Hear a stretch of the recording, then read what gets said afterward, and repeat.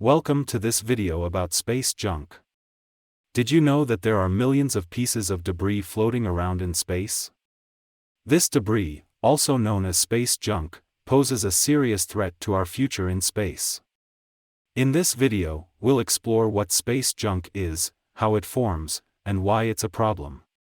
We'll also look at what can be done to address this growing issue. What is space junk? Space junk is any man-made debris that orbits the Earth but no longer serves a useful purpose. This can include old satellites, spent rocket stages, and other debris left behind by human space activities. Some of these objects can be as small as a screw, while others can be as large as a bus. How does space junk form? Space junk forms in a number of ways. Some debris is intentionally left behind when a satellite or spacecraft reaches the end of its life. Other debris is created when two objects collide in space, creating a cloud of smaller pieces. This is known as the Kessler syndrome, named after the scientist who first proposed the idea.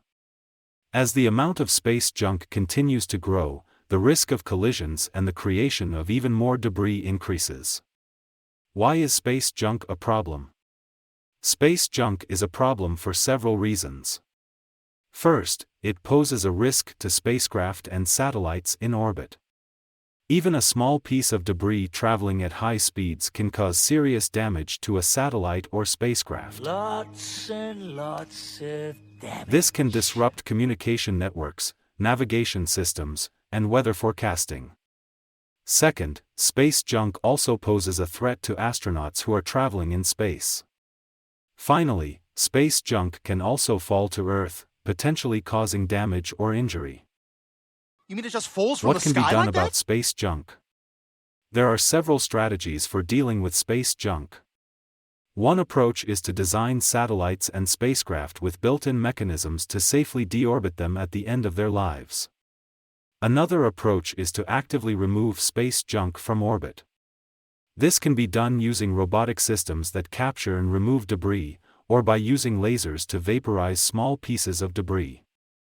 International agreements and regulations can also help to reduce the amount of space junk by promoting responsible space activities.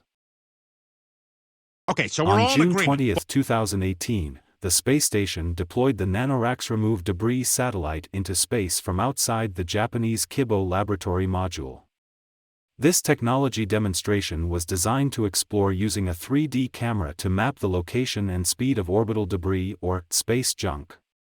The NanoRacks Remove Debris satellite successfully deployed a net to capture a nanosatellite that simulates debris.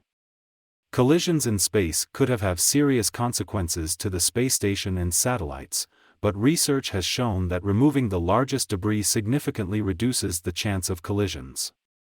NASA scientists and other experts have called for a legally binding treaty to ensure space junk, caused by the burgeoning space industry, doesn't irreparably threaten activities in Earth's orbit. The number of satellites in orbit is expected to increase from 9,000 today to over 60,000 by 2030, with estimates suggesting there are already more than 100 trillion untracked pieces of old satellites circling the planet. While such technology is used to provide a huge range of social and environmental benefits, there are fears the predicted growth of the industry could make large parts of Earth's orbit unusable.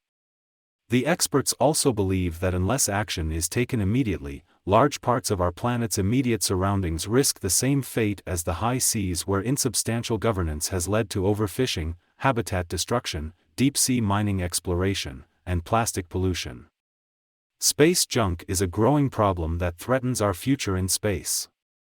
But with the right strategies and actions, we can work to reduce the amount of debris in orbit and ensure the safety and sustainability of our activities in space. Thanks for watching, and don't forget to like and subscribe for more videos on space and science.